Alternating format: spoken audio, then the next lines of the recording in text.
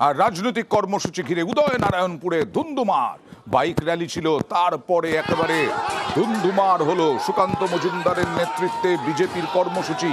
সেই বিজেপির কর্মসূচি ঘিরে একেবারে ধুন্ধুমার পরিস্থিতি, দেখছেন সেই ছবি।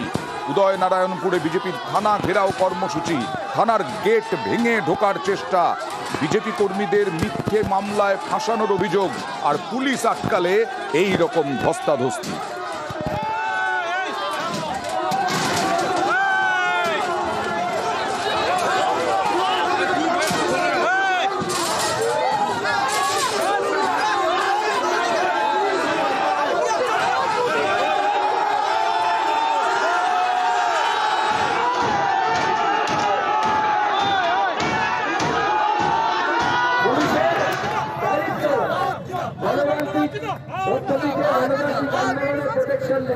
কোনো একটা গাড়িতে যদি হামলা হয় সবাই গাড়ি ঘুরিয়ে নিয়ে আবার চলে আসবে, ওইখানে সবাইকে পেটাপেটি করে খবর পাইয়ে কিছু হয়েছে, আমি আছি, চিন্তা নেই, আমি দাঁড়িয়ে থাকি।